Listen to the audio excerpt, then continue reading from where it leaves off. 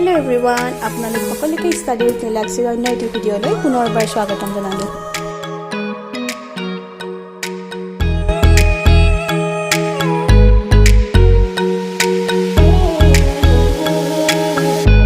Hello student, so আজি মই আলোচনা কৰিম অনুশীলনী 1.4 ইয়াৰে ফাৰ্ষ্ট কোৱেশ্চনটো চোৱা দীৰ্ঘ হৰণ নকৰাকৈ তলত উল্লেখ কৰা পৰিমেয় সংখ্যাবোৰৰ কোনবোৰৰ দশমিক বিস্তৃতি পৰিসমাপ্ত যাক সাৱধি বুলিও কয় নাইবা কোনবোৰৰ নিৰৱধি পৌনঃপুনিক দশমিক বিস্তৃতি থাকিব বৰ্ণনা কৰা।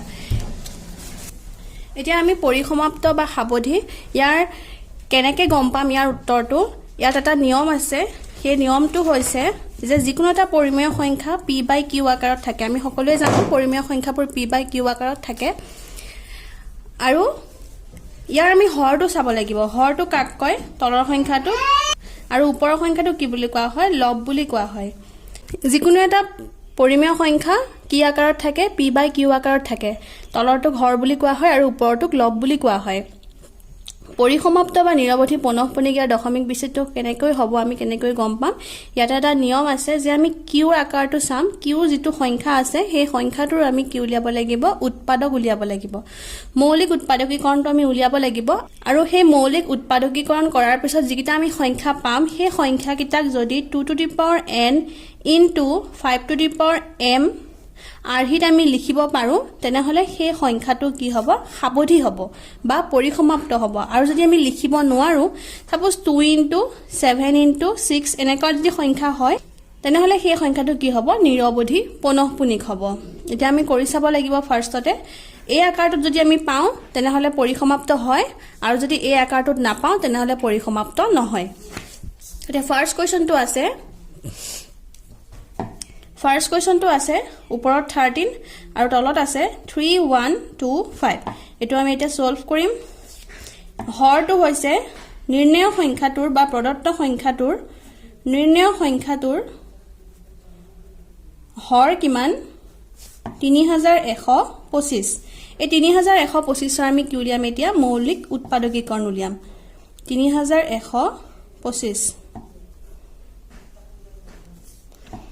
যিহেতুকে শেষত 5 আছে মই এনেকুৱা নিয়মবোৰ শিকাইছিলো যে কোনবোৰ সংখ্যাক আমি 5ৰে হৰণ কৰিব পাৰো, কোনবোৰ সংখ্যাক আমি 2ৰে বিভাজ্য কৰিব পাৰো, কোনবোৰ সংখ্যা 3ৰে বিভাজ্য। ইয়াৰো মই আগতে ভিডিঅ' বনাইছিলো। তোমালোকে যদি চোৱা নাই মই তলত লিংকটো দি দিম বাৰু, তোমালোকে গৈ চাব পাৰিবা। যিহেতুকে এই সংখ্যাটোৰ শেষত 5 আছে গতিকে আমি এই সংখ্যাটোক 5ৰে হৰণ কৰিব পাৰিম। সো 5ৰে হৰণ কৰোতে প্ৰথমে 30ক হৰণ কৰিব লাগিব। প্ৰথমে 3ক আমি চাম কিন্তু 3ক আমি যেতিয়াকে হৰণ কৰিব নোৱাৰো আমি 31ক কৰিব লাগিব। 5 6 গুণ 30। ইয়াত 1 আছে, 1টো এফালে গুচি গ'ল 12 হৈ গ'ল। 5 2 10, 2 এটা এফালে গুচি গ'ল 5 5 গুণে 25। আমি উৎপাদক উলিয়াব হলে সদায় চুটি হৰ নিয়মতে কৰিব লাগিব। আকৌ 5ৰে যাব। 5 গুণে 5, 6 আছিলে 1 এটা এফালে গুচি গ'ল 12 হৈ গ'ল। 5 2 10, 12, 2 এটা এফালে গুচি গ'ল 5 5 গুণে 25। 5 2 গুণে 10, 2 এটা এফালে গুচি গ'ল 5 5 গুণে 25। 5 5 গুণে 25 আৰু একো বেলেগ সংখ্যাই নাযায়, অকল আমি শেষত 5 পালো। সো ইয়াৰ মৌলিক উৎপাদকীকৰণ কি হ'ব? 3125 সমান কি হ'ব চোৱা 5 into 5 into 5 into 5 into 1 2 3 4 5 1 2 3 4 5। So 5টা আমি পূৰণ কৰিলে কিমান পাওঁ? 3125। সো আমি কি পালো? 5 to the power 5। আমি নিয়মটো কি পাইছিলো যে যদি হৰটো মানে তলৰ সংখ্যাটো যদি 2 to the power n into 5 to the power m 5 to the power m আৰ্হিৰ হয় তেনেহলে কি হ'ব? সেই সংখ্যাটো পৰিসমাপ্ত বা সাৱধি হয়। মানে এই সংখ্যাটোৱে এই সংখ্যাটোক যদি আমি হৰণ কৰিলে আমি নিৰ্ণয় যিটো আমি মানে ভাগফল পাম সেই ভাগফলটো কি হ'ব? পৰিসমাপ্তি বা নিৰৱধি পৌনঃপুনিক কোনটো হ'ব আমি উলিয়াব লাগিব। কিন্তু ইয়াত আমি কি পাম?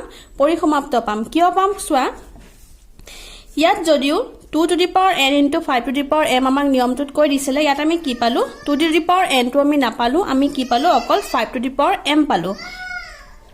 অৰ্থাৎ 5ৰ ওপৰত আমি 5 এটা পাইছো কিন্তু আমি 2 to the power n টো পোৱা নাই। 2 to the power n টো যদিও আমি পোৱা নাই আমি এইখিনিতে কি কৰি দিব পাৰো চোৱা 2 to the power আমি 0 এটা লিখি দিব পাৰো।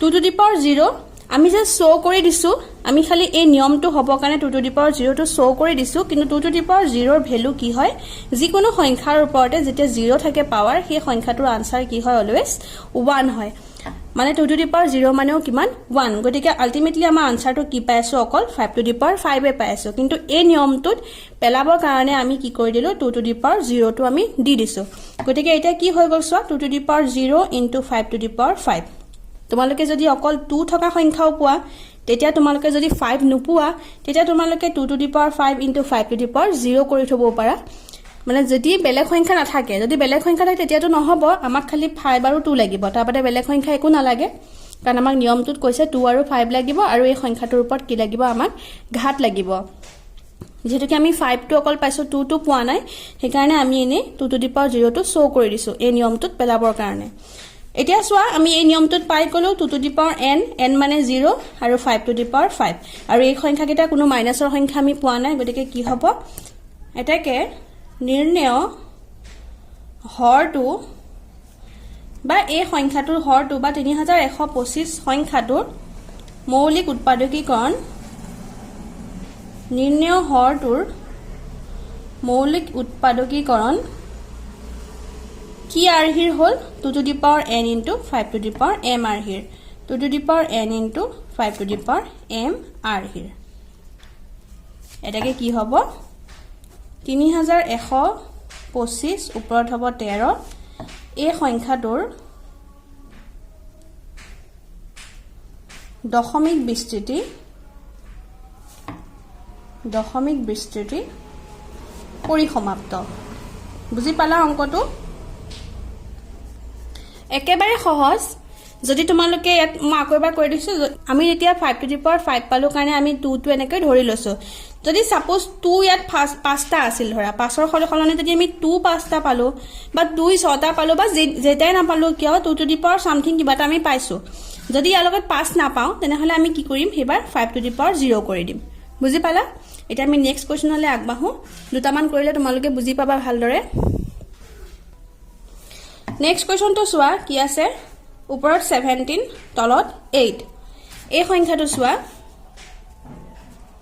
নিৰ্ণয় সংখ্যাটোৰ হৰ কি হ'ব নিৰ্ণয় সংখ্যাটোৰ হৰ সমান 8 এই সংখ্যাটো আমি হৰটো কিমান পালো 8 গতিকে এই সংখ্যাটোৰ এবাৰ আমি কি উলিয়াম মৌলিক উৎপাদক উলিয়াম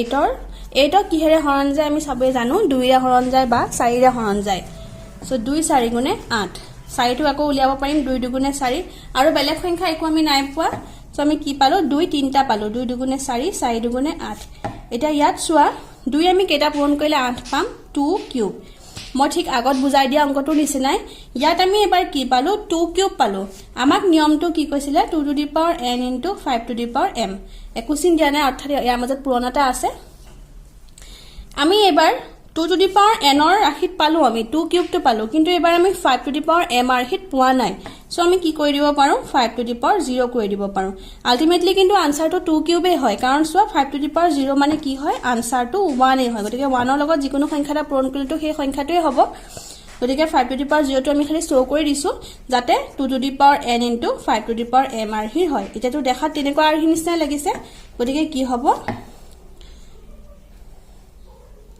8ৰ মৌলিক উৎপাদকীকৰণ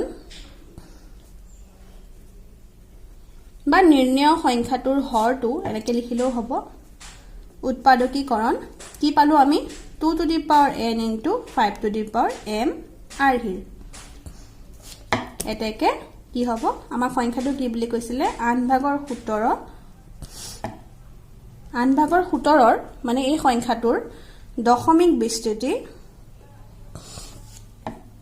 দশমিক বিস্তৃতি পৰিসমাপ্ত বা সাৱধি এতিয়া বুজি পালা নেক্সট কোৱেশ্চনটোলে আহা 3 নম্বৰটো আমাক কৈছে ওপৰত 64 আৰু তলত আছে 455 এটো আমি কৰিব লাগিব নিৰ্ণয় সংখ্যাটো বা প্ৰদত্ত সংখ্যাটোৰ হৰ নিৰ্ণয় সংখ্যাটোৰ হৰ 455 এই সংখ্যাটো হৰটো আমি কিমান পালো 455 সো 455 ৰ এবাৰ আমি উৎপাদক উলিয়াব লাগিব 455 যেহেতুকে শেষত 5 আছে আমি 5ৰে হৰণ কৰিব পাৰিম 5 9 গুণ 45 5 এগুণে 5 যদি আমি 7ৰে কৰো 7ৰে সোৱা 7 এগুণে 7 8 9 দুই এটা বাকি থাকিলে দুইটো ইয়াৰ লগত গুছি গল 21 হল 7 3 গুণে 21 শেষত থাকিল 13 13 টুকটো একো সংখ্যাই না যায় সো আমি কি পালো 5 * 7 * 13 এতিয়া এটো সোৱা ইয়াত তুমি 5 to the power 0 বা কিবাটা কৰি থব পাৰিবা কিন্তু 7 আৰু 13 তোমালোকে কি কৰিবা একোটো আমি কৰিব নোৱাৰো গতিকে এটো কোনো পধ্যে 2 to the power n * 5 to the power m আৰহিৰ নহয় যেহেতুকে ইয়াৰ লগত 7 আৰু 13 বেলেগ সংখ্যাও আছে গতিকে কি হ'ব এটাকে বা যেহেতু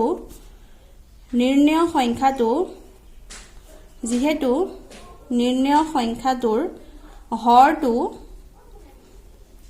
বা তোমালোকে এইখিনি লিখি ডাইৰেক্ট 455 ৰ লিখিব পাৰা 455 ৰ হৰটোৰ মৌলিক উৎপাদকীকৰণ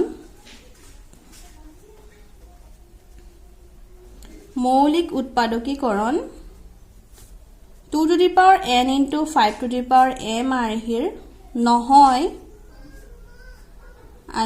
নহয় এতেকে ওপৰত 64 তলত 455 এই সংখ্যাটো